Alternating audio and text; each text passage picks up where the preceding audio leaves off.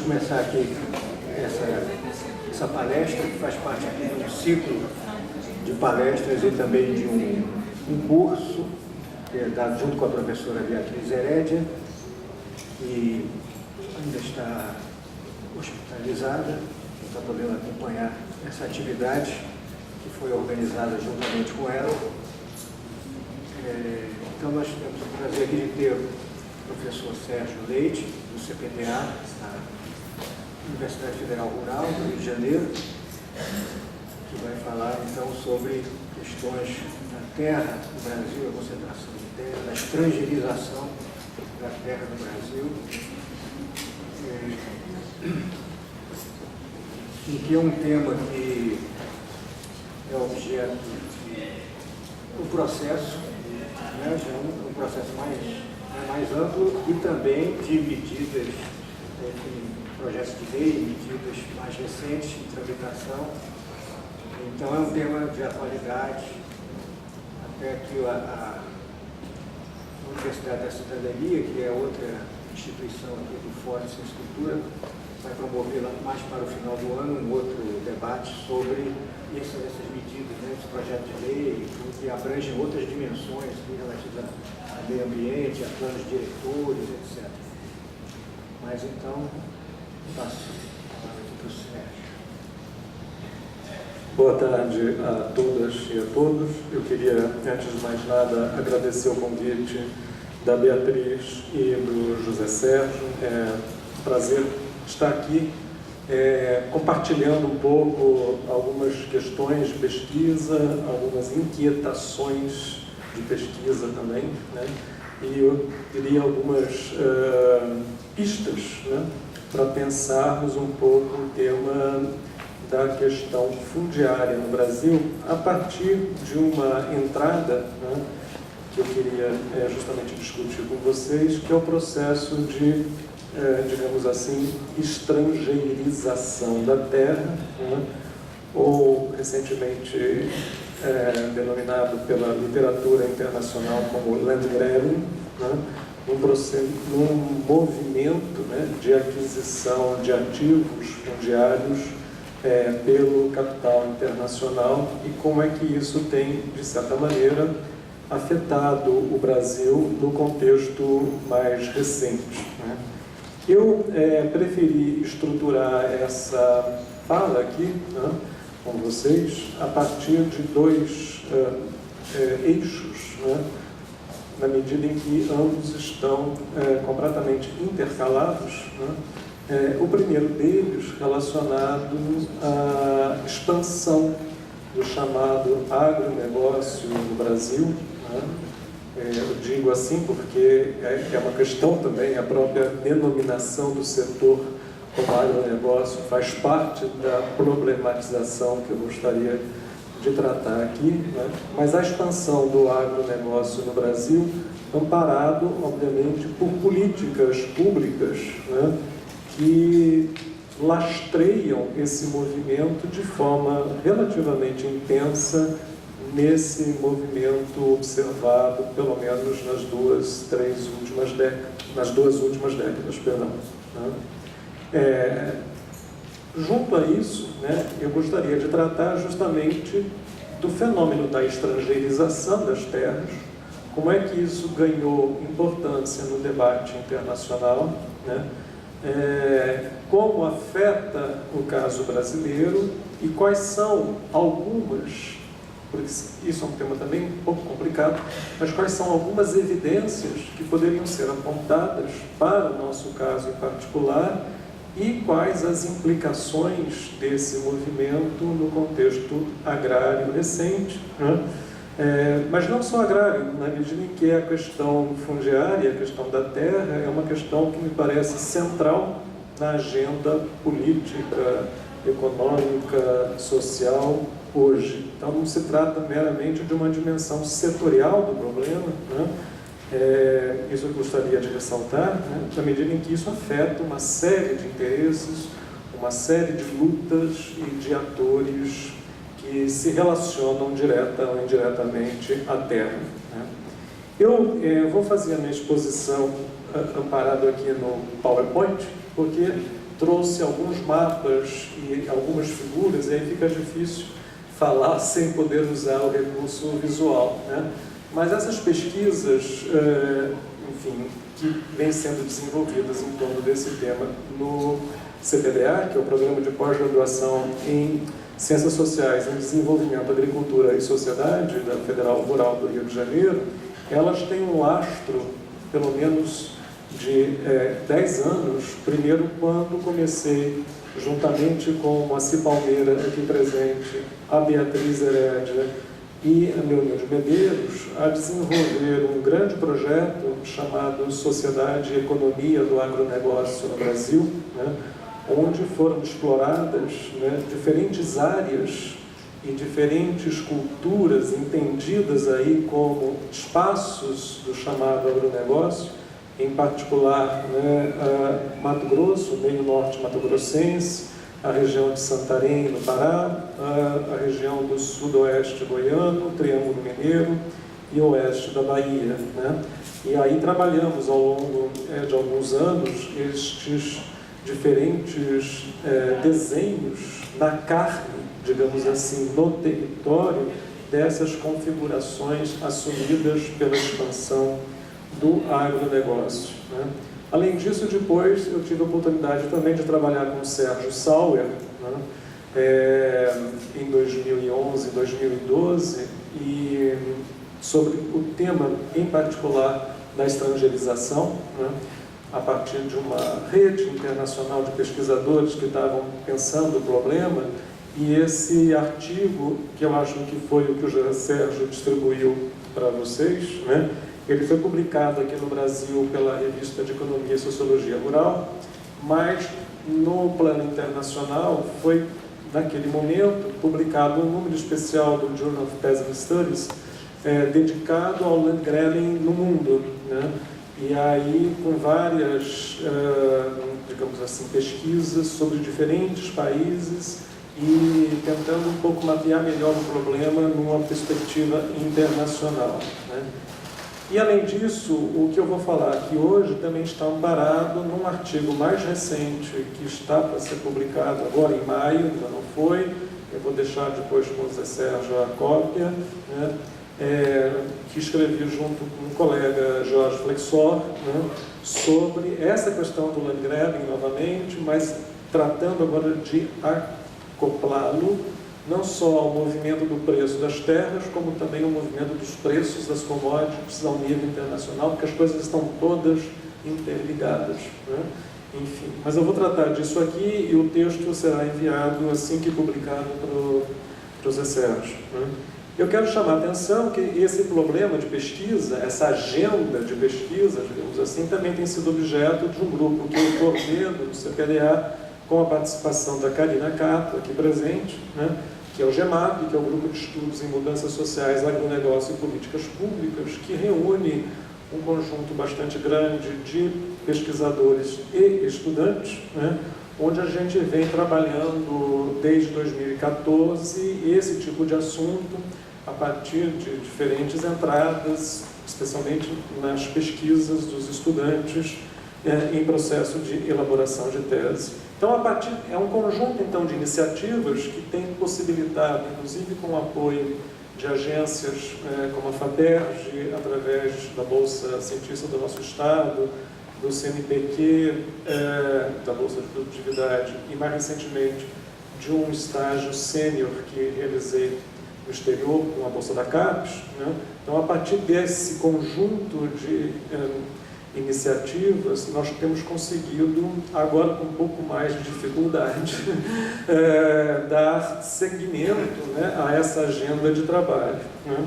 Bom, então, seguindo, né, o primeiro eixo da minha exposição vai estar fundado nessa ideia da expansão do agronegócio, né, mas entendendo esse movimento a partir de uma discussão sobre os padrões de desenvolvimento em jogo, né, onde ritmos e intensidades dessas mudanças observadas no campo estão associadas aos diferentes atores, ou seja, aos diferentes stakeholders, né, que moldam esse processo, a produtos em particular. Por exemplo, a soja é evidentemente um caso, né, E, como eu falei no início, há políticas públicas específicas, né, desenvolvidas pelo Estado brasileiro no contexto recente. Mas também, né, eu diria que esse processo tem uma sociogênese, como nós discutimos na pesquisa com Moacir e Beatriz, né? Ou seja, o uso do termo agronegócio, eu não vou me estender sobre isso agora aqui, é relativamente recente, né? Porque até então, né, especialmente nas décadas de 60 e 80, auge do chamado processo de modernização conservadora da agricultura brasileira, né, a expressão empregada era, na maior parte dos casos, complexo agroindustrial, né? No final dos anos 80, início dos anos 90, emerge a noção de agribusiness, né? Emprestando essa expressão de toda uma literatura na área de administração norte-americana, né? Especialmente a partir do livro do Davis Goldberg, A Concept of Agribusiness, publicado em 1954 nos Estados Unidos, né? Isso passa a ser relativamente validado no Brasil, mas especialmente em 90, né, com a publicação do livro Agribusiness, o Complexo Agroindustrial Brasileiro, de autoria de Ney Bittencourt de Araújo e outros, né, essa ideia do agronegócio, a palavra agronegócio, ganha a partir daí um peso cada vez mais importante. Por que eu estou situando o livro do Ney Bittencourt? O Ney Bittencourt vem da iniciativa privada, né? Era o presidente da AgroSéries, uma empresa, naquele momento, nacional, produtora de sementes híbridas de milho, né? Liderava um grupo de pesquisadores, boa parte deles sediados na Fundação Getúlio Vargas, seja do Rio de Janeiro, seja de São Paulo, né?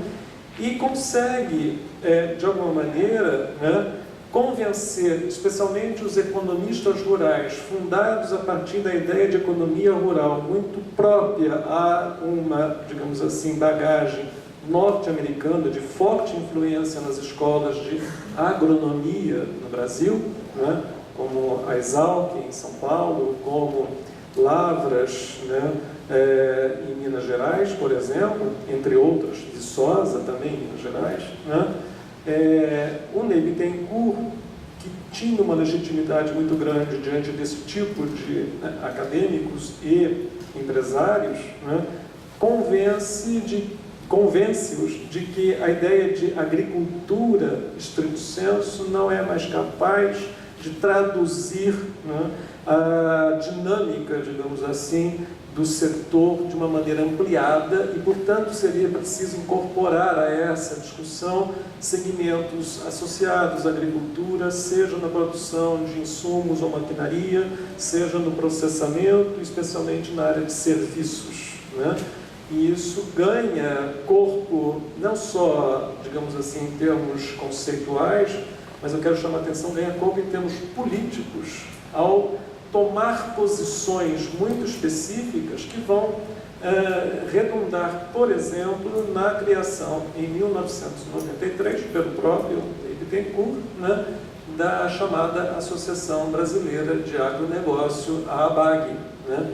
Vejam que é uma entidade de representação política bastante distinta daquelas anteriores do setor patronal, rural, como a Confederação Nacional da Agricultura e Pecuária, né, onde por muito tempo teve como presidente a ex-ministra Cátia Abreu, né, a Sociedade Rural Brasileira e a Organização das Cooperativas no Brasil, que tiveram também como presidente o ex-ministro Roberto Rodrigues. Né. Então, a ABAG, ela tenta incorporar um segmento mais ampliado de representações políticas na ideia de apresentar o novo setor, digamos assim, como algo muito mais representativo da economia brasileira, e não é à toa que daí segue-se uma disputa para a mensuração do chamado PIB do agronegócio, ou seja, do Produto Interno Bruto do agronegócio no Brasil,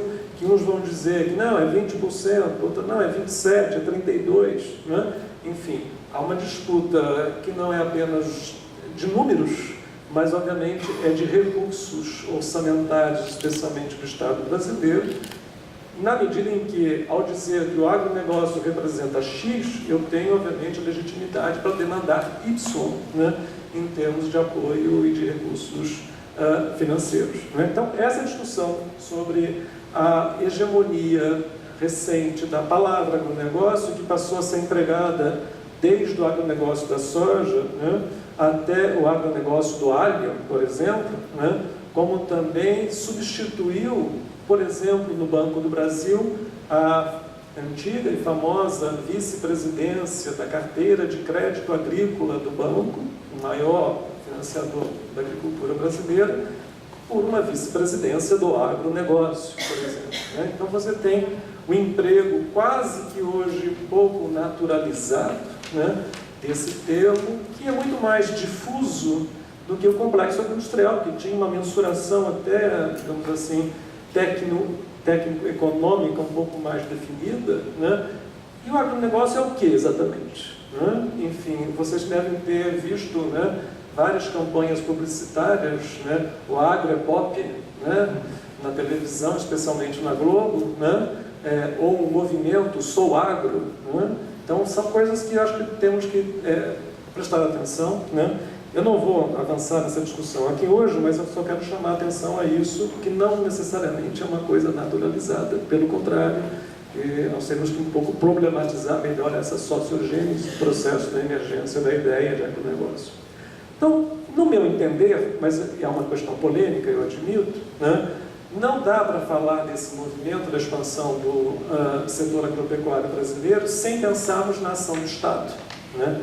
Se nós voltarmos rapidamente aqui à década de 60 e 70, e particularmente meados dos anos 80, no contexto da chamada modernização agrícola brasileira, né, nós vamos ver que você tinha aí alguns programas que foram importantes, né, como a questão da colonização privada, né, especialmente nas áreas centro-oeste e norte do país, né, um programa de colonização dirigida, feito pelo regime militar, inclusive, levando, né, produtores do sul para essas regiões mais ao norte, né.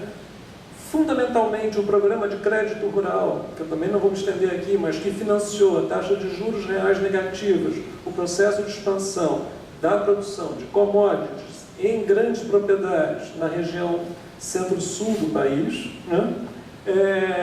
Justamente o fomento das exportações de produtos agropecuários no sentido de expandir especialmente produtos agropecuários processados à balança comercial brasileira, né?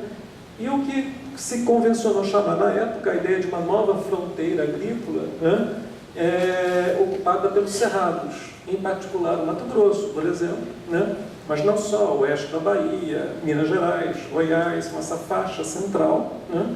Que passa a ser objeto de uma intensificada produção tecnológica, inclusive com a participação da Embrapa e de outras fundações privadas na melhoria das condições edafoclimáticas para a produção de commodities nessas áreas. Né? Eu estou usando, entre aspas, fronteira agrícola, né? Na medida que isso também é um problema que poderia ser objeto de uma discussão aqui e que posso voltar aí mais à frente. Né? Então, em termos de políticas públicas, eu vou ter o Sistema Nacional, né, de Crédito Rural, né, que foi fundamentalmente, não exclusivamente, mas fundamentalmente intermediado pelo Banco do Brasil, um dos maiores, como eu disse anteriormente, emprestadores rurais, né? O Proálcool, que é de 75, que estimula a produção de cana-de-açúcar e agrocarburantes, né? O Programa de Desenvolvimento dos Cerrados, e aí eu vou chamar a atenção, ele tem 3 fases, né? Começando no final dos anos 70, avançando pela década de 80, mas aí, por exemplo, já temos uma primeira iniciativa de landgrabbing, né? É que a literatura mais moderna, digamos assim, coloca o problema da estrangeirização muito centrado nos anos, né, na década recente, 2008 para cá. Né? Só que o fenômeno é muito mais antigo. Né? No caso do Prodecer, ele foi objeto de uma cooperação entre o Japão e o Brasil, na criação de uma holding chamada Campo, né, que passa, portanto, a fazer o movimento de ocupação daquelas áreas, importando do sul os produtores na região dos Cerrados. Minas, por exemplo, é um exemplo clássico, né, para a produção de soja, fundamentalmente. Então, você tem aí um estímulo, né, à produção da oleaginosa com a entrada do capital japonês, né? Isso já na final da década de 70. E outros programas como o Polo Centro, o programa de crédito feito também para investimentos em terra, o PADAP, que é o programa na região de Minas Gerais, né?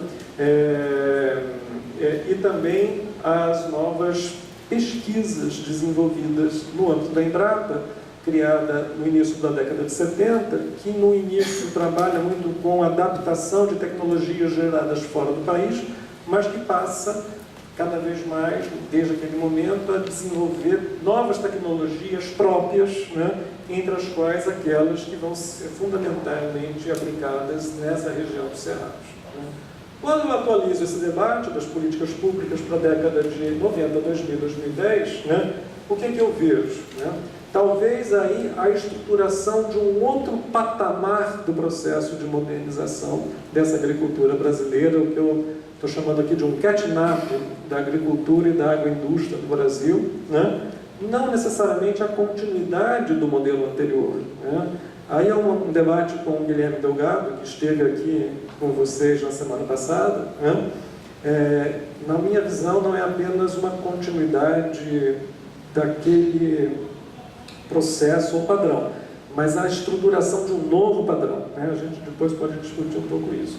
Mas o que se observa nesse contexto mais recente? A compra cada vez mais importante de terras pelo capital nacional e internacional, chamado Landgrab, né?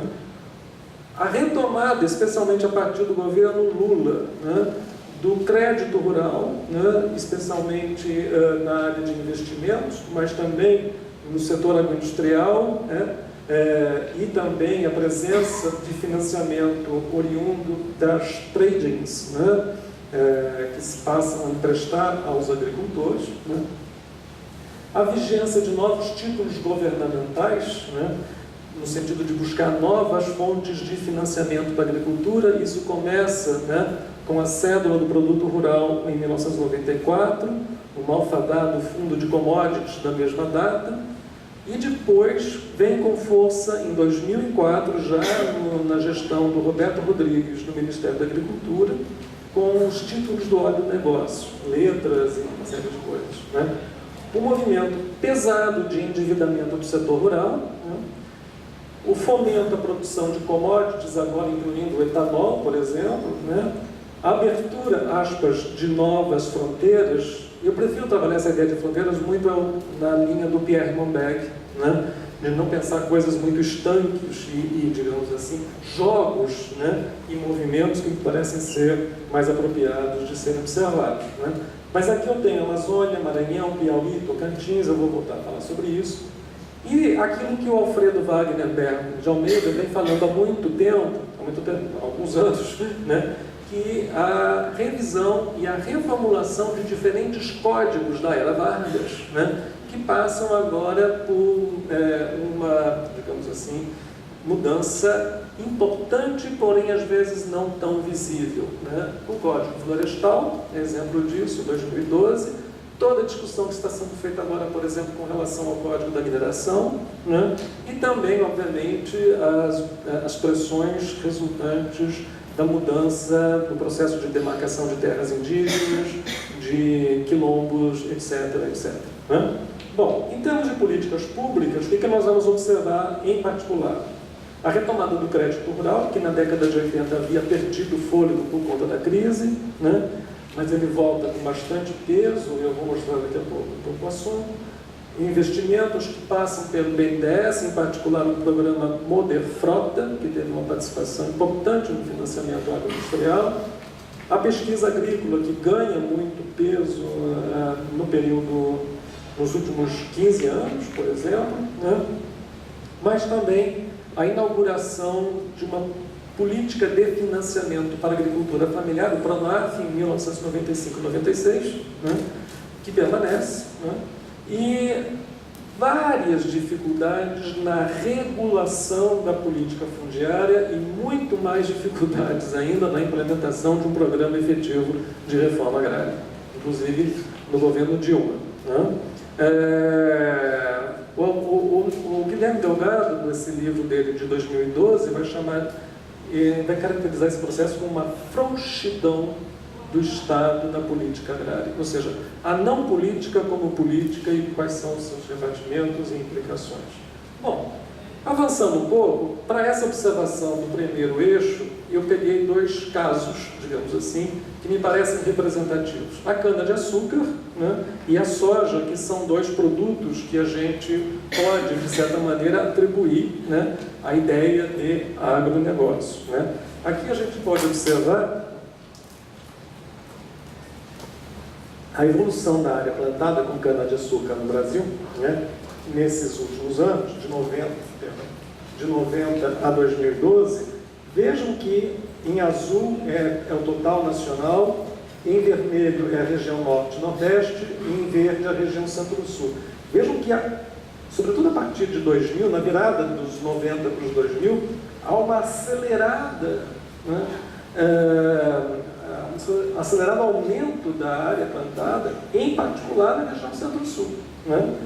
Sendo que a região tradicional de produção de cana-de-açúcar, especialmente no Nordeste, perde relativamente peso. Isso vai ficar evidente, por exemplo, nos mapas, né?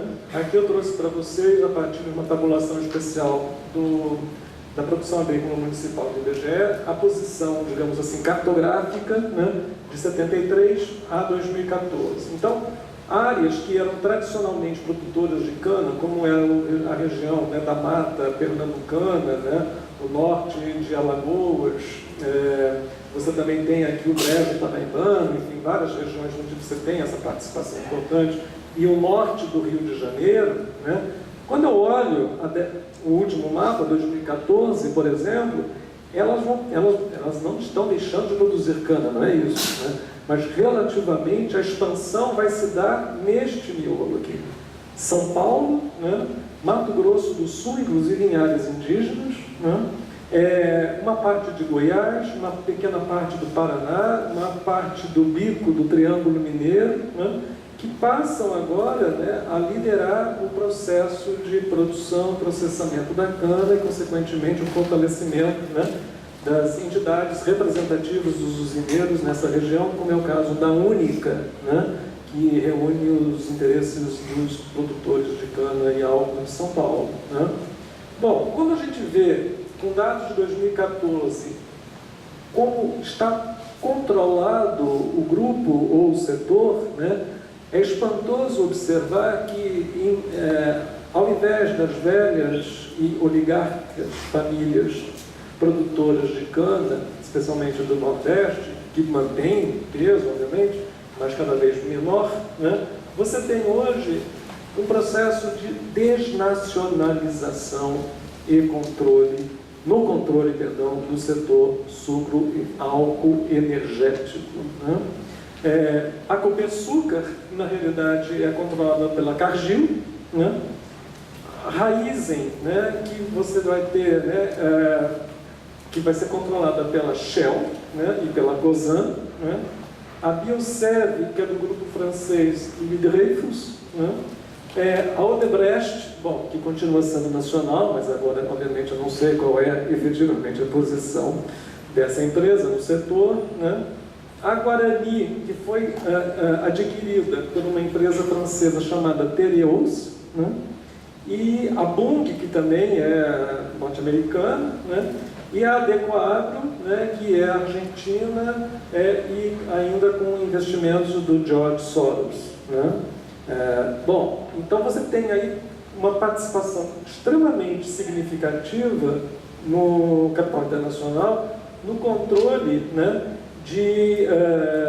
digamos assim, de várias áreas e na participação importante da produção de cana, açúcar e etanol, digamos assim, né, no contexto brasileiro hoje. Eu posso depois voltar a isso. O outro exemplo é a soja, né, que também, aqui um gráfico um pouco mais estendido, da década de 60 a 2 anos atrás, né, você tem, fundamentalmente, a partir da virada dos 90 para os 2000, um assombroso aumento da produção. A produção está em vermelho, 1.000 toneladas, e a área plantada em 1.000 hectares em azul, né? Ou seja, até aqui você tinha a liderança, até esse período, dos estados do Sul, em particular o Rio Grande do Sul, na produção de soja do Brasil.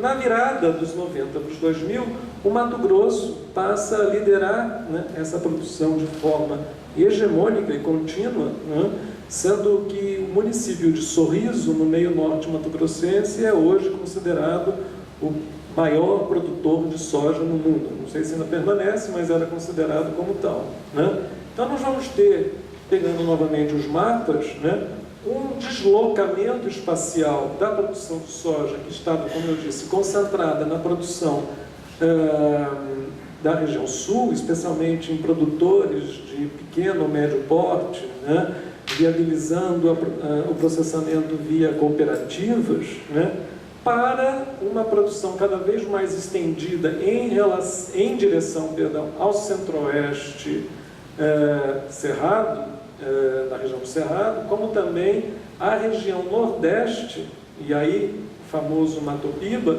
né, oeste da Bahia, o sul do Maranhão e do Piauí e o Tocantins, né, com a participação cada vez mais expressiva deste miolo em detrimento desta produção no sul.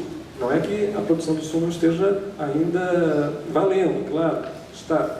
Mas aqui há também um deslocamento junto com essa produção do grão do processamento da soja através das tradings. Então nós vamos ter também não só, né, como no caso da cana, mas também na soja, uma desnacionalização da produção de óleo, farelo, beneficiamento da soja. Quando você tinha anteriormente, né, a produção desse segmento concentrada em empresas brasileiras, né, hoje eu digo, a partir de 2005, sobretudo, você tem esse movimento concentrado em apenas 4 grandes empresas, todas elas internacionais, chamado Grupo ABCD, né, que é a ADM, né, a Bunge, a Cargill e o Grupo Louis Dreyfus, né? Você tem 2 empresas nacionais que têm uma participação importante, mas não tão significativa, que é o Grupo AMAGE, que pertence à família AMAGE, de Mato Grosso, de onde sai o atual ministro da Agricultura, Blairo Maggi, né? E a empresa Caraburu, né?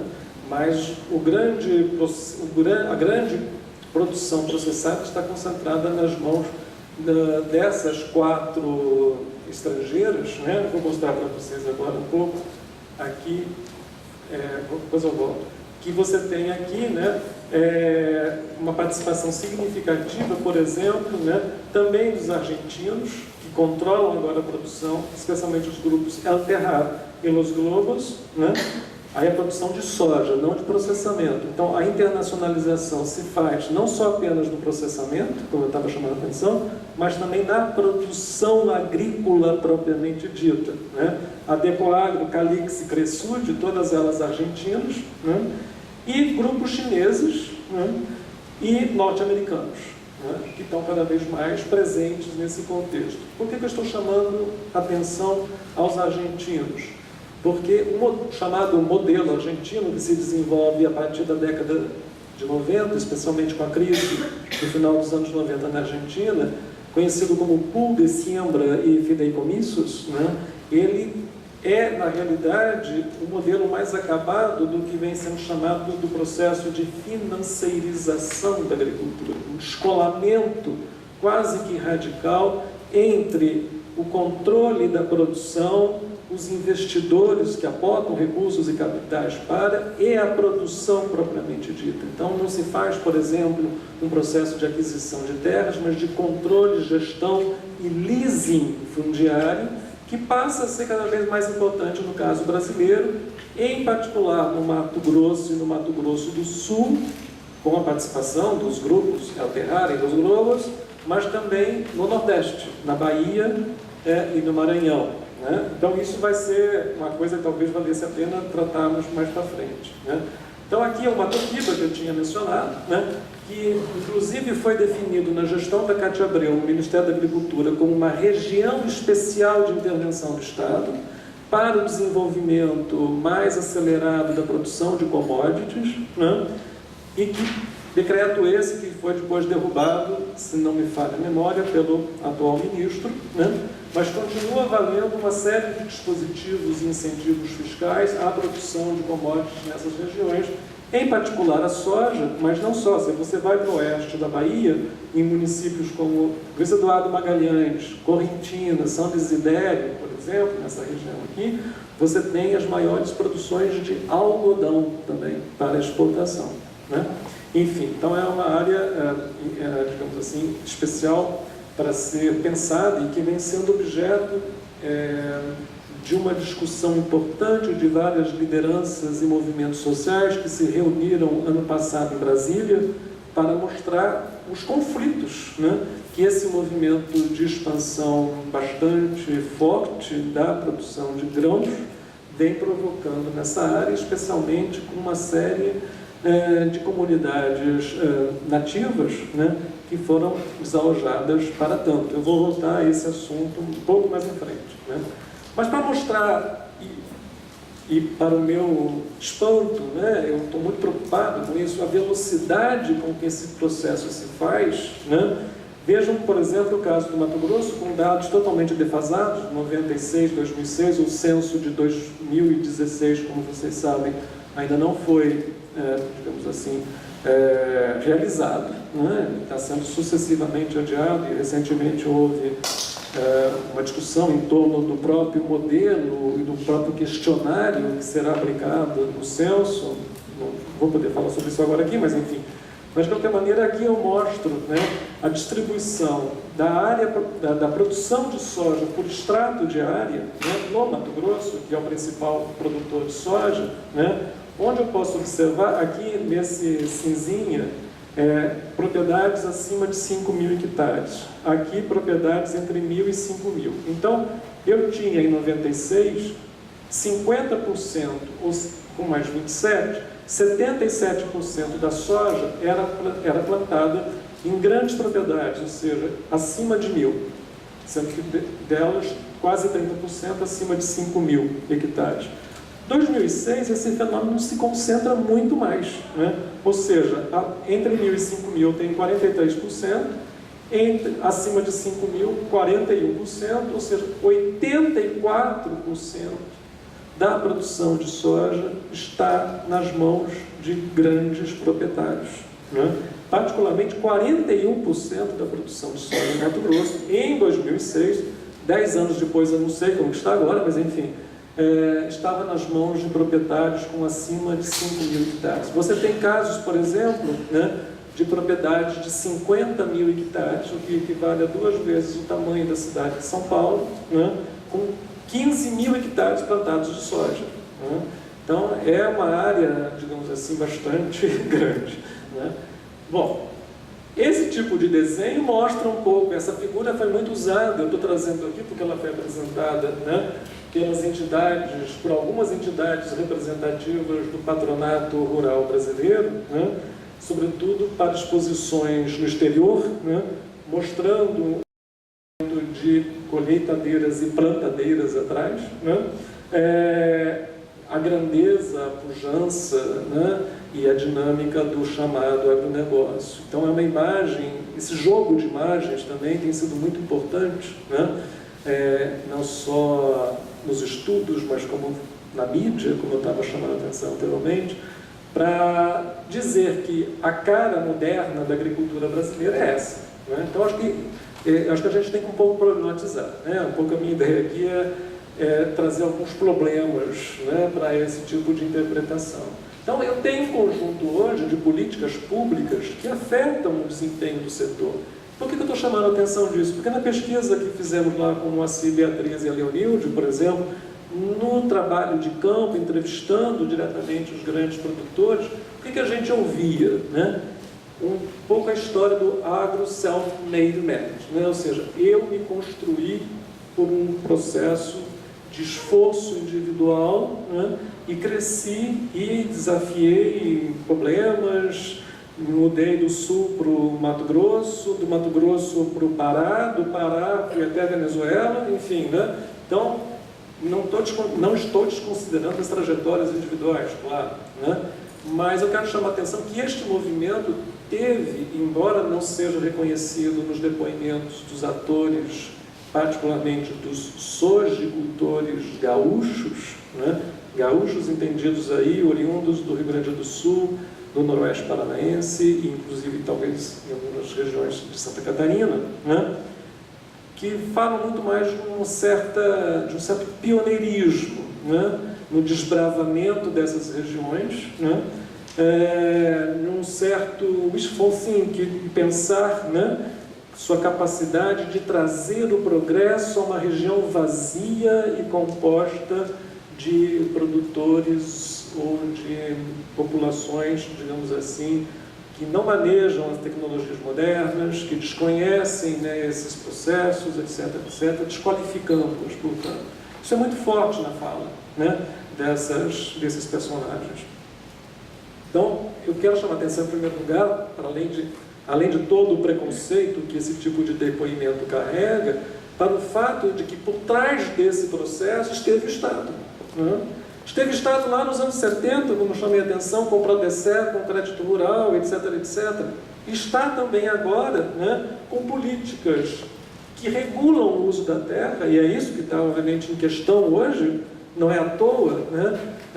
Por exemplo, conflitos que surgem, incluindo aí, por exemplo, esse processo de indiciamento de colegas antropólogos em função da CPI, né, da FUNAI-INCRA, né, políticas relacionadas à regulação do trabalho, incluindo aí o combate ao trabalho escravo, né, em regiões modernas do Brasil, né, áreas que foram autuadas pelo Ministério Público Federal, por exemplo, em fazendas de grupos empresariais paulistas muito conhecidos, né? Políticas ambientais e novos marcos regulatórios, né? Sendo a discussão ambiental uma nova variável a ser explorada nesses conflitos, que passaram a ser combatidas, né? Em função, por exemplo, da necessidade de ampliação da área a ser produzida com commodities. A gente viu isso em todo o debate da reformulação do Código Florestal. Estamos assistindo isso novamente. Então, enfim, né? Políticas de infraestrutura, em particular, destaco o transporte. Se você pega o Programa de Aceleração do Crescimento 1, o Programa de Aceleração do Crescimento 2, por exemplo, você vai ver que parte dele atende, né, especialmente demandas relacionadas ao escoamento da produção de commodities dessas áreas, né? E políticas de financiamento, o crédito rural, né? E seus constrangimentos, incluindo aí o endividamento que eu mencionei antes, né? Então, o Guilherme Delgado, nesse livro dele, que é muito bom, né, ele vai trazer essa figura do Estado como o mediador por excelência no processo de extração da renda da terra, né, pelos grupos empresariais com o apoio governamental, né? Então, esse movimento não se dá a partir exclusivamente de um voluntarismo privado, né? E, além de tudo, a baixa capacidade de regulação estatal no setor fundiário convém a esse movimento de extração da renda da terra. Isso tem que ficar claro. E não é pouca renda que se extrai, também tem que ficar claro, especialmente com a valorização dos preços dos imóveis rurais no contexto dos últimos 15 anos, né? Veja no caso do crédito, só para pegar um exemplo muito específico. Aqui é o crédito rural cadastrado pelo Banco Central do Brasil, através do Sistema Record, né, e distribuído para atividades agrícolas, lavouras, né. Vejam aqui, em 99, 2012, eu tenho que praticamente 70% ou mais, né, de todo o crédito rural distribuído, sejam com recursos do Tesouro, sejam com recursos da poupança rural, etc., etc., não vou detalhar isso aqui agora, concentram-se apenas em 5 produtos, né? Soja, milho, café, cana e arroz. Sendo que, se eu pegar só a soja, essa participação vai de 30% a 35% de todo o crédito está direcionado a apenas um tipo de produto. Eu poderia trazer mais informações aqui sobre o crédito, não só a concentração por produto, como também por região, como também por contrato de produtor. Os contratos manejados pelo Banco do Brasil, acima de R$300 mil cada, aumentaram sua participação nos últimos 15 anos de algo em torno de 20, 25% do total de contratos para mais de 50%. Então, mais de 50% do financiamento que passa pelo Banco do Brasil está concentrado em contratos acima de R$300 mil. Então, aumentou o volume financiado, mas diminuiu o número de contratantes, né? Bom, aí eu vou tomar emprestado uma ideia do Moacir Palmeira, que eu acho bastante interessante para pensar esse processo, entendendo esses movimentos que operam na base territorial, digamos assim, como um processo de convergência, sinergia e conflito, né, de diferentes fluxos que, digamos assim, incidem sobre essas regiões, as chamadas fronteiras de expansão do agronegócio, né? Não são necessariamente relações causais, né, mecânicas. Pelo contrário, são processos estimulados por diferentes variáveis, mas que, ao encontrarem-se em determinadas regiões, produzem uma série de consequências, inclusive novos conflitos, que são importantes de ser observados. Que fluxos são esses, né? O fluxo de produtores, particularmente aqueles vindos da região sul, que seguem para essas áreas do Cerrado, né? Os chamados gaúchos, lato sensu, né? Os fluxos de trabalhadores, especialmente vindos da região nordeste, em particular do Maranhão, que vão para as áreas de exploração agropecuária, por exemplo, Mato Grosso, para atividades, né, como destoca das lavouras, etc. e tal, né? O fluxo de capital, especialmente nacional e internacional, e o peso das tradings, o deslocamento espacial que fazem para dar conta dessas novas áreas, né? E, obviamente, o que eu estava falando até agora é o fluxo governamental, digamos assim, a incidência de políticas públicas das mais diferentes ordens. Aqui eu estou salientando crédito, infraestrutura, tecnologia, que dão suporte a esses movimentos. Ou seja, é esse conjunto de situações que vai produzir resultantes concretas nas áreas, né, que estão muito além do grande blá blá blá, das grandes números da disputa midiática, né? E produzindo ali novas tensões, novos conflitos, novas resultantes em termos de estratégias produtivas, etc., né? Então, a importância de você olhar mais para a base do que para essa numerologia difundida aí nos grandes veículos, né?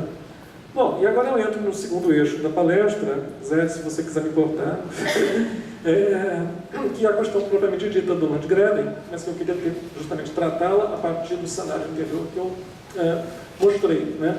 Então, na minha interpretação, obviamente, são novos conceitos para tratar, inclusive, de velhos problemas, né? Bom, você tem o emprego da palavra Landgraben, ou acaparamento de terra, ou accaparement de terre, em francês, né?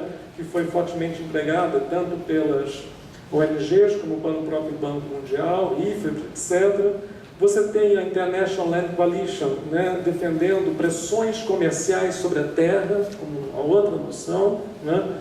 Você tem o Comité Foncier de Développement da França, da Agência Française de Développement, que desenvolve a ideia de que se trata de apropriação e concentração de terra e recursos naturais em grande escala, em larga escala, né? E você tem uma ideia bastante malandra, digamos assim, do Banco Mundial, né, de investimentos responsáveis, né, na medida em que esse processo de atração de novos investimentos em terra tem, na interpretação de diferentes setores, tanto no Brasil como fora, um papel importante na redinamização dessas economias, né?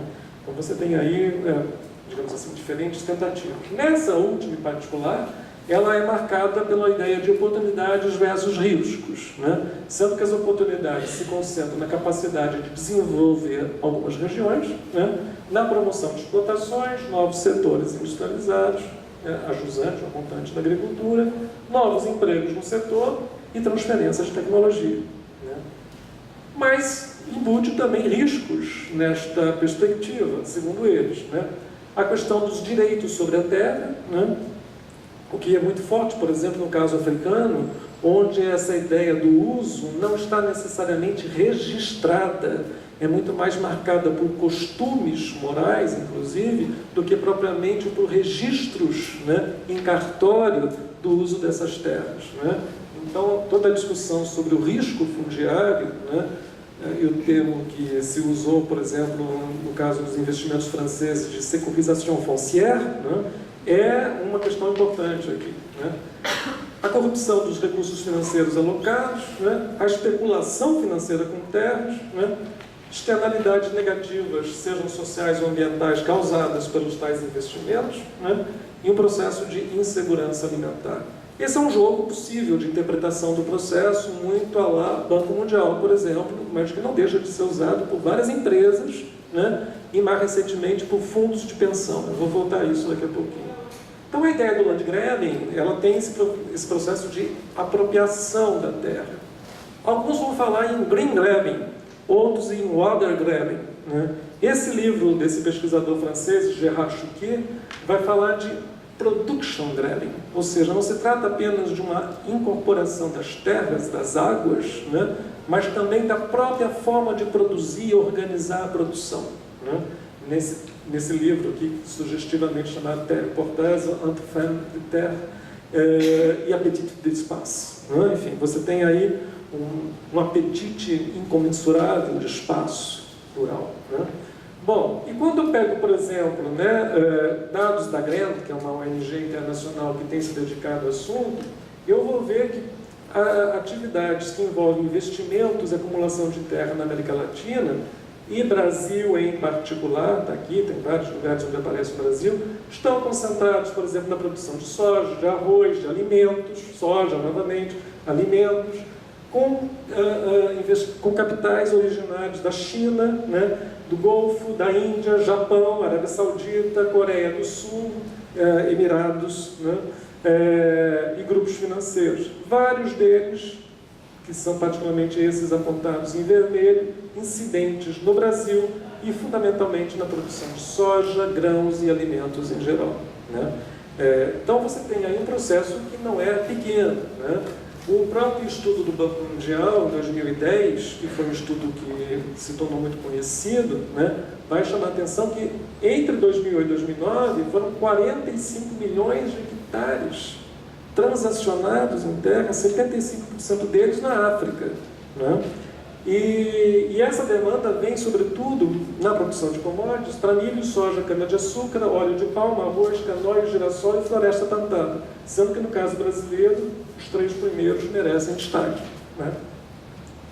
E a demanda por aquisição de terra vem, sobretudo, para a produção de alimentos, especialmente de países que têm pouca área e poucos recursos pouco recurso local para isso, em função da crescente população e da renda, e da produção de matérias-primas, especialmente para agrocarburantes, né?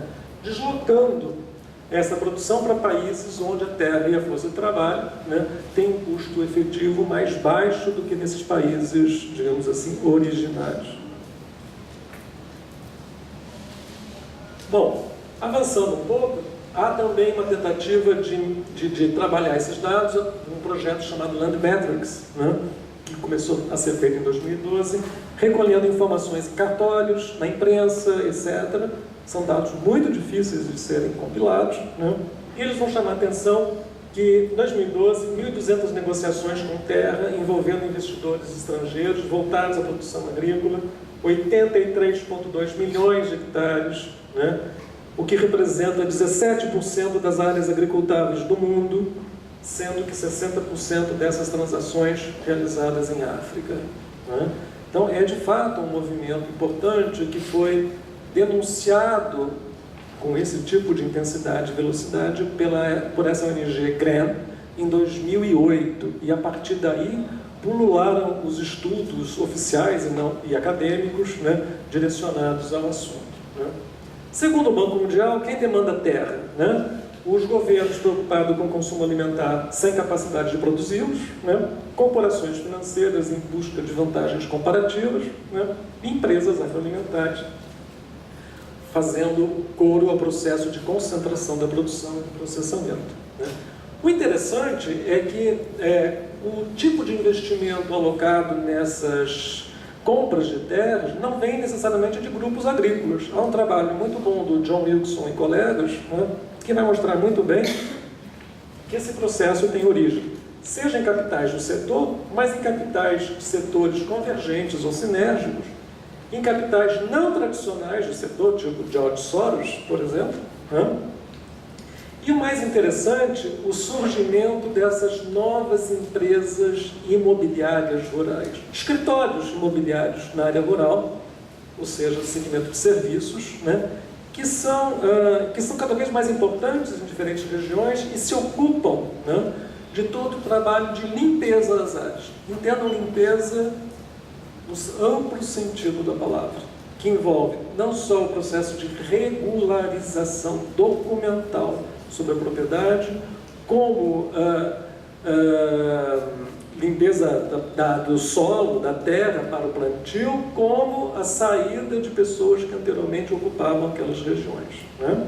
Em muitos casos, esse movimento é feito de forma extremamente violenta. Né? Bom, você tem aqui também governos ricos em capital e pobres em trabalho, que passam a investir, né, em terra e recursos em terra para a produção de alimentos, fundos de investimento e fundos de pensão, investimentos baseados em serviços ambientais e também na área de petróleo e mineração, que é algo que eu não estou tratando aqui, mas que obviamente envolve uma prospecção e aquisição de terras não desprezíveis. Né? Bom, como é que eu pego esse dado no Brasil? Essa é uma grande dificuldade. Né? Aqui há 3 possíveis fontes, todas elas insuficientes. Né? A primeira, o Banco Central, através do censo do capital de investimentos estrangeiros diretos, né? Uma variável de estoque, portanto, não de fluxo, né? Onde você tem aí a participação do setor agrícola, digamos assim, é importante, ao redor de 7 a 10% dos investimentos diretos estrangeiros, mas eu não tenho como esmiuçar isso, eu não tenho a localidade, eu não tenho a área, a firma envolvida, etc. Né? É um dado aproximativo. Né? O outro dado é o INCRA, Instituto Nacional de Colonização e Reforma Agrária, através do sistema de cadastro, né? Sistema Nacional de Cadastro Rural, né? Que também contabiliza o número de imóveis rurais, aqui a noção, portanto, é outra, imóveis rurais, né? De propriedade de estrangeiros no Brasil. Né? Aqui nós vamos ter 2 tipos de problemas, adiantando antes de passar os dados. O primeiro deles é que esse sistema de registro é extremamente falho, porque ele está baseado nos cartórios locais, que nem sempre registram, etc, etc. A própria construção do cadastro parece que sofre problemas, segundo pessoas mais especializadas no assunto. Né? E o segundo é o próprio conceito de nacional ou internacional, nacional ou estrangeiro, especialmente no caso de pessoas jurídicas, porque a PEC número 6 da década de 90, no governo Fernando Henrique Cardoso, ela modificou o conceito de empresa nacional. Então eu posso ter, digamos assim, empresas nacionais de fachada, que na realidade são controladas pelo capital internacional e vão figurar, por exemplo, no registro do INCRA como imóveis de propriedade de empresas nacionais, portanto não estarão no cadastro de imóveis estrangeiros. Né? Então esse também é um dado importante. Aqui eu tenho a evolução dos registros ao longo do período, eles vão ser muito mais evidentes nas 3 últimas décadas, né? E aqui eu tenho a situação, que foi o último dado que eu consegui, eu não estou conseguindo mais acesso ao cadastro, né? De maio de 2010, né? Onde eu tenho o total de 34.370 imóveis rurais no Brasil, totalizando 4.350.000 hectares aproximadamente caracterizados pelo INCRA como terras em mãos de estrangeiros. Esse dado, para mim, está redondamente subdimensionado, né? Redondamente. Mas é o dado que temos, né? Vejam que aqui em amarelo são áreas, os estados cuja área em terras estrangeiras é maior do que 10% do total, né? Então eu tenho aqui Minas Gerais, São Paulo, né? Mato Grosso do Sul e Mato Grosso, que são estados onde a participação dos estrangeiros é bastante significativa em termos de área ocupada, né? Bom, e a terceira fonte, que é justamente o projeto Landmetrics, né? E aqui eu peguei dados, né, para propriedades acima de 10 mil hectares e investimentos realizados entre 2007 e 2014. Vejam também que a base de informações aqui é frágil, né? Mas eu tenho, assim, ela é frágil, mas ela é significativa ao mesmo tempo, né? Capitais de origem: Chile, Estados Unidos, Japão, Índia, Luxemburgo, é uma coisa interessante isso observado. Holanda, Argentina, Canadá, enfim, vários países aqui, especialmente voltados à produção de soja, algodão, floresta, soja, enfim, né? Em estados como Bahia, Mato Grosso, Minas, Mato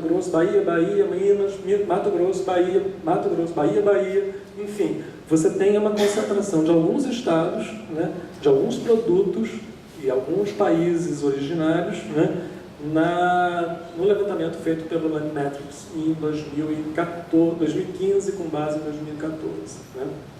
Em particular, eu vou chamar a atenção aqui um caso que me parece representativo, né, e que vai ilustrar muito bem isso que eu estou chamando de financeirização e estrangeirização do processo que envolve a questão agrária atual e os ativos fundiários em particular, né?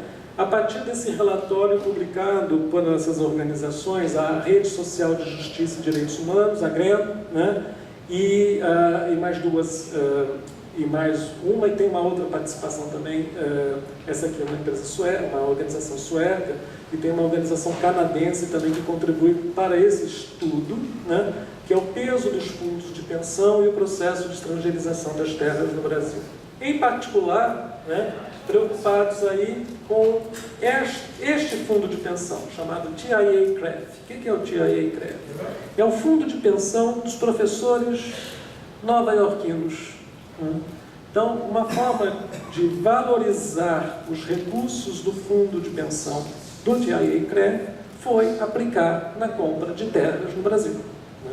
Então, essas organizações fizeram um amplo estudo, né, que é justamente esse que eu estou mostrando, que é esse daqui, né, e que foi apresentado num seminário internacional em Nova York em novembro de 2015, e que garantiu uma excelente visibilidade a partir da matéria publicada de página inteira no New York Times, né, e depois reproduzida, só depois de publicada lá, reproduzida aqui pela Folha de São Paulo e pelo Estadão, se não me falha a memória, né, em que esse mecanismo foi bastante bem detalhado e apresentado e mostrando, eu nesse momento estava lá, e numa pesquisa, brincando assim com colegas, professores de Nova York, quais deles sabiam que os recursos das pensões que eles acumulavam eram aplicados no Brasil.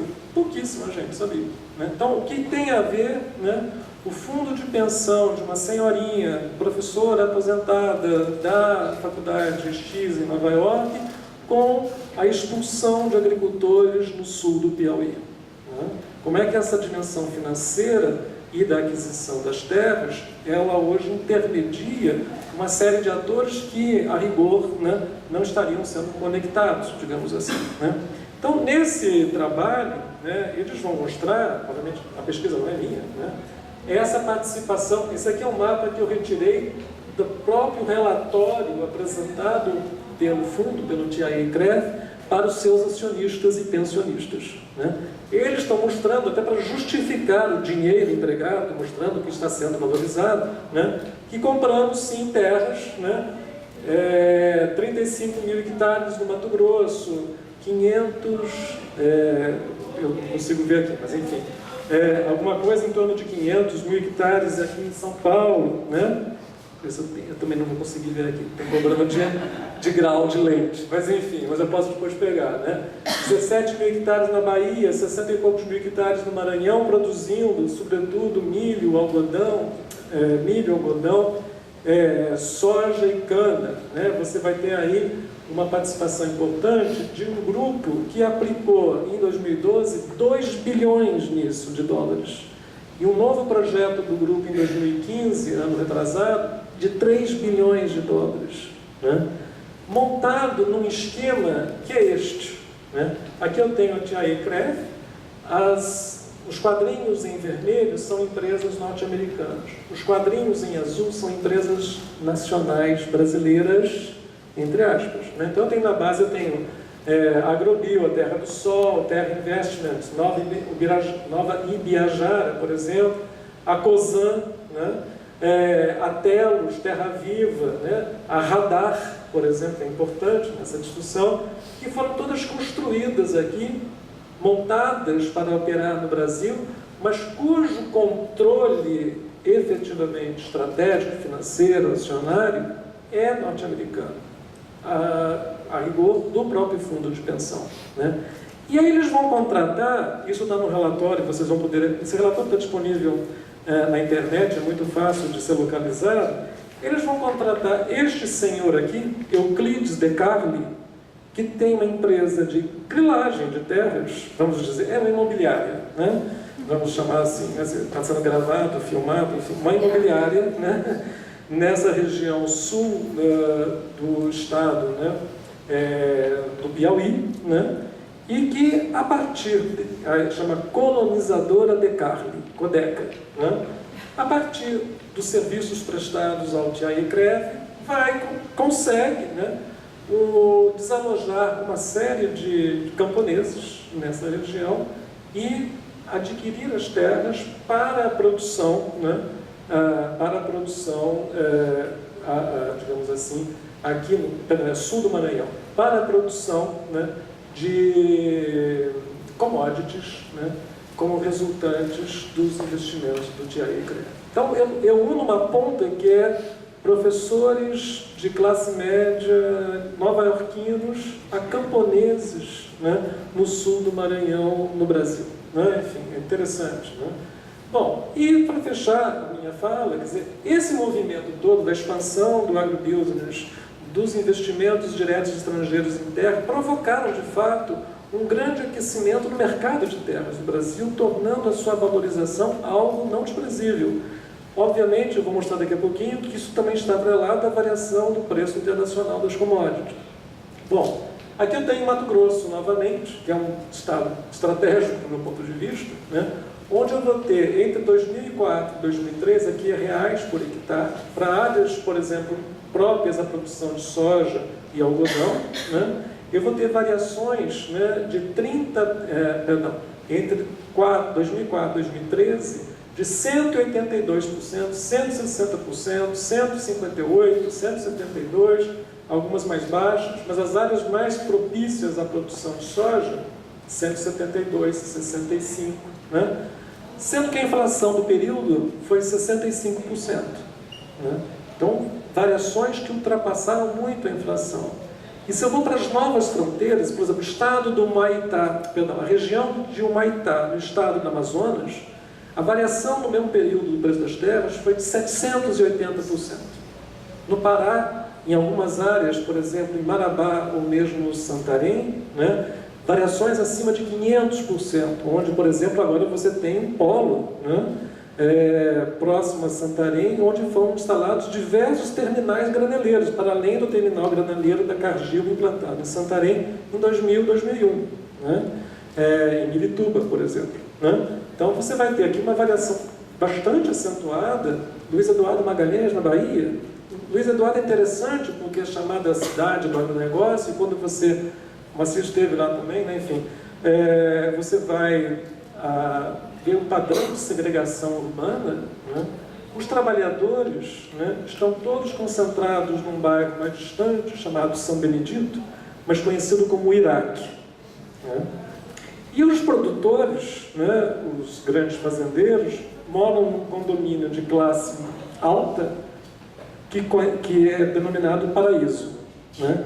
Então, entre o paraíso e o Iraque, né, você tem ali uma configuração urbana extremamente segmentada e segregada, que representa muito o que vem sendo chamado, especialmente pelos geógrafos, das cidades do agronegócio. Mato Grosso está cheia delas, por exemplo, como Lucas do Rio Verde, Sorriso, Nova Ubiratã, etc, etc, né?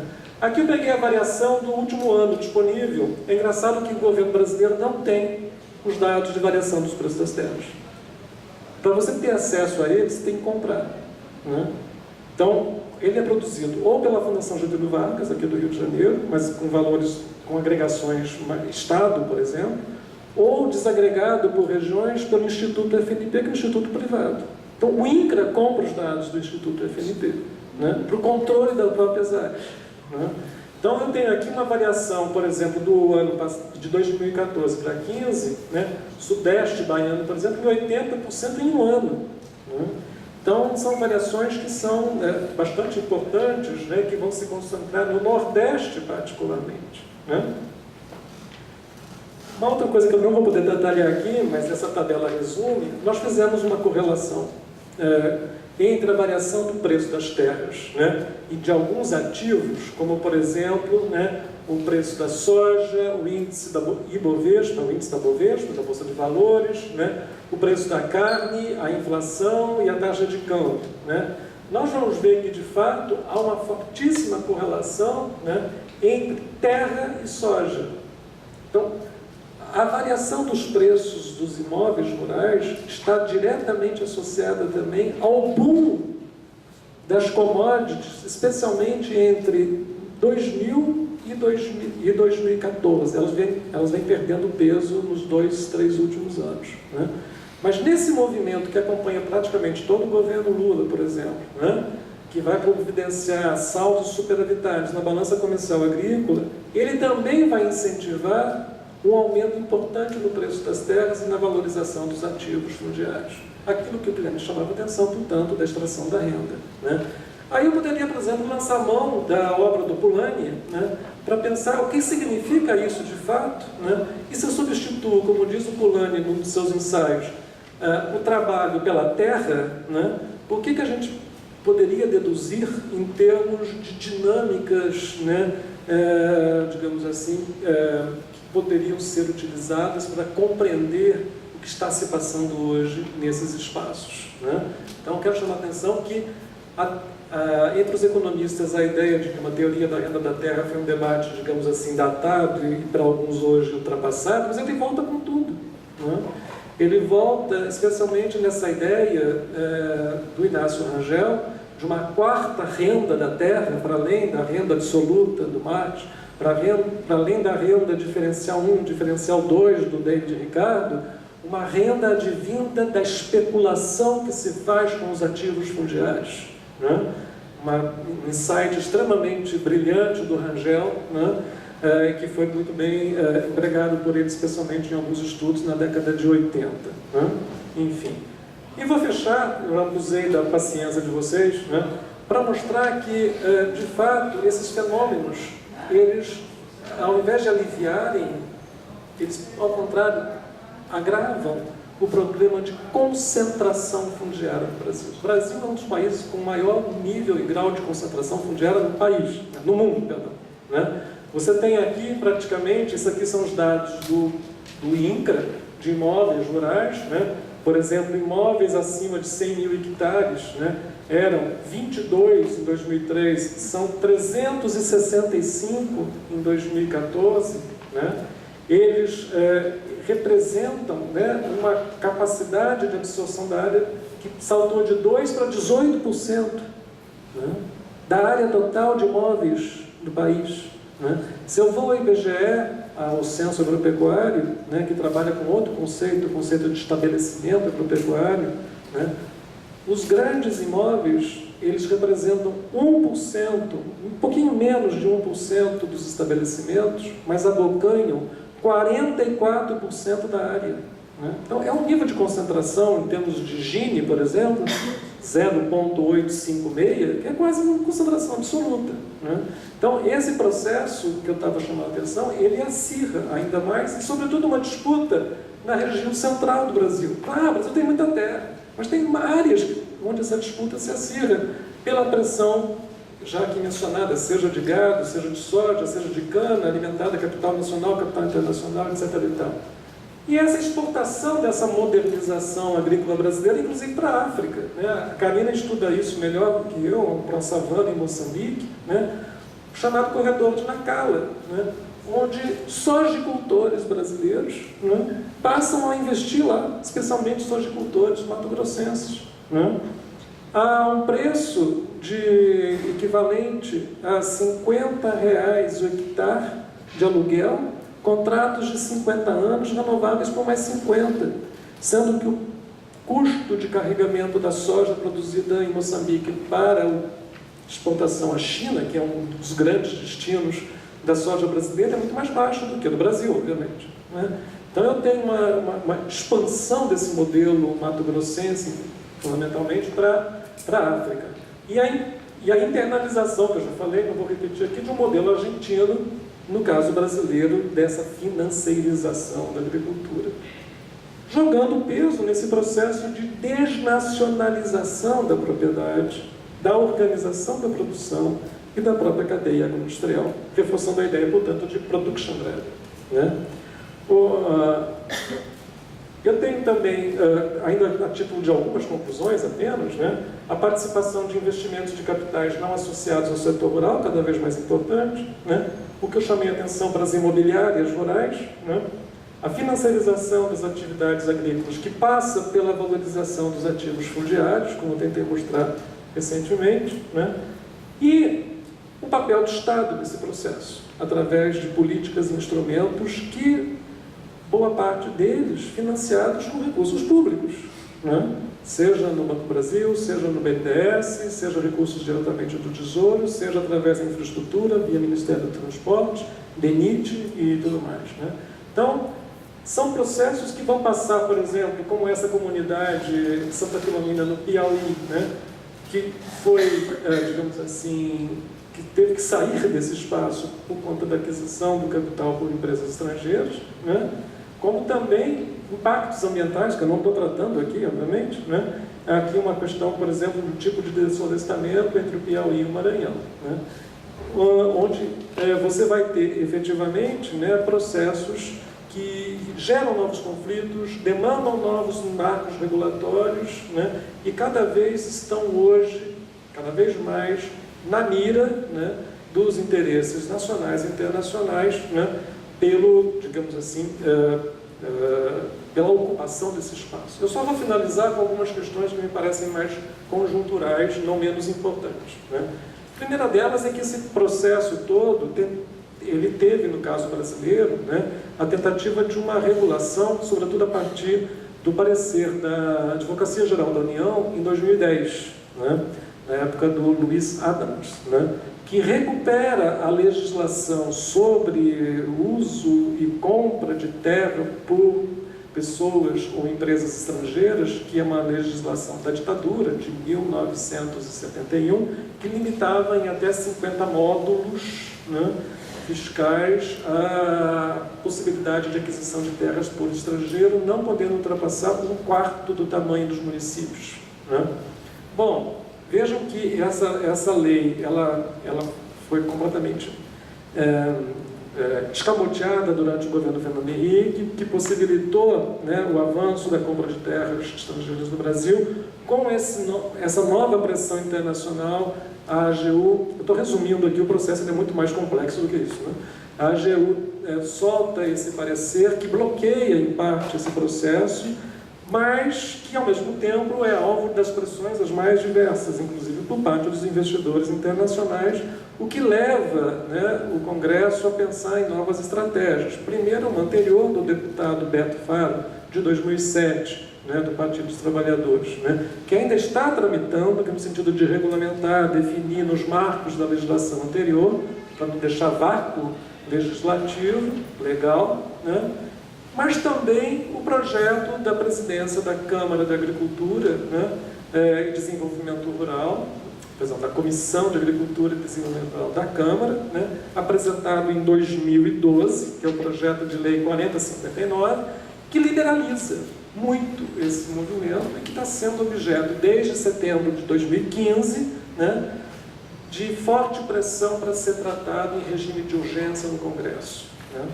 E ele vai liberalizar áreas de compras para quase 100 mil hectares por investidor estrangeiro, que é muito mais do que 50 módulos anteriores, né? Bom, não bastasse esse movimento de liberalização que está entre as reformas em exercício, né, no sentido de liberalizar a regulação, né, das áreas e das terras no Brasil, que me parece algo completamente impensável, na medida em que terra é um setor estratégico, né, digamos assim. Bom, está desde o mês passado, desde 4 de abril do mês passado, né, o substitutivo do deputado Newton Cardoso, né, que ainda libera mais, né, enfim, né, inclusive com uma certa tentativa do ministro Blay do Maggi de dizer o seguinte: não, liberem para a compra de estrangeiros as terras, mas não aquelas onde se produz grãos. É uma maneira interessante de você resolver conflito de interesses, né? Enfim, né? Mas nem esse tipo de ponderação feita pelo ministro foi acatado no novo substitutivo, né? Enfim, então isso está em plena discussão atual, né? Junte-se a isso, né, duas outras medidas, né, que vão tratar do assunto diretamente, né, mas eu não vou ter tempo aqui de expô-las, de trabalhá-las, né. A primeira delas é o decreto 8889, de 26 de outubro do ano passado, que, de certa maneira, que eu estou chamando aqui da arquitetura da destruição, né, desmonta o Estado brasileiro, em particular a área agrária. Extingue o Ministério do Desenvolvimento Agrário. Eu não vou poder me estender sobre isso aqui, né? Senão daqui a pouco os excessos me expulsam da sala. Mas enfim, né?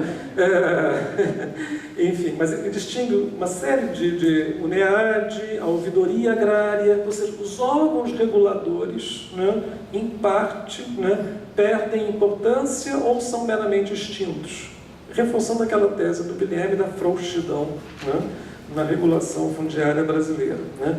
Isso vai provocar uma série de readequações, reformulações dos instrumentos, né, de políticas públicas que vão ou não ter capacidade de enfrentar o setor.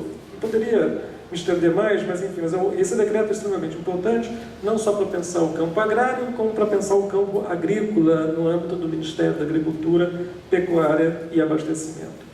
E o segundo momento, mais importante ainda, né, que é a medida provisória, que está em tramitação ainda agora no Senado, mas já está valendo, né, como medida provisória, a medida provisória 759, de 22 de dezembro de 2016, que vai tratar da regularização fundiária rural, urbana e adjacências, né? Rapidamente, entre outras coisas, o que ela está promovendo? O processo que eu estou chamando aqui de privatização da reforma agrária, né, ou pelo menos da política de assentamentos, né, ao permitir a venda de 750 mil lotes de assentamentos no mercado de terras. Vamos lembrar que você tem assentamentos em várias áreas do país, eles são bastante significativos, um acúmulo não desprezível da luta por terra, por uma série de movimentos sociais, né? Por exemplo, você tem vários assentamentos no interior paulista, no meio do canavial, né? Quanto não vale uma terra naquelas regiões, parte delas já agendadas por diferentes usinas, né? E na medida que você está jogando 750 mil lotes, vamos supor que cada lote tenha 20 hectares, né? Em média, é um número que eu estou chutando aqui, né? A quantidade de hectares que você coloca no mercado não é pequena, né? Enfim, mesmo que todos eles não sejam obviamente vendidos, né? Mas você permitir esse tipo de coisa. A outra é a municipalização do processo, né? Transferindo aos municípios um certo ordenamento sobre essa questão, né? O que me parece ainda mais complicado, especialmente no tema da reforma agrária, né, quando você tem uma conhecida, né, rejeição do poder local, né, nas lutas pela democratização da terra nesses municípios.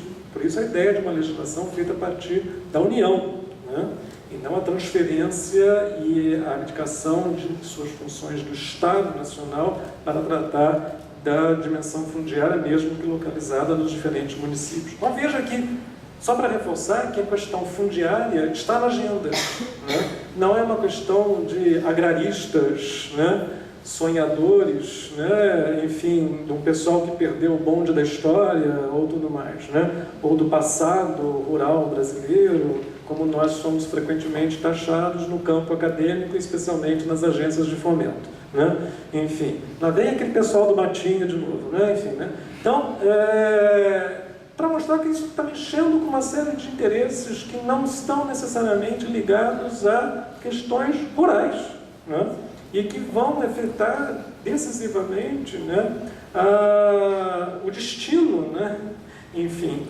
da população brasileira, né.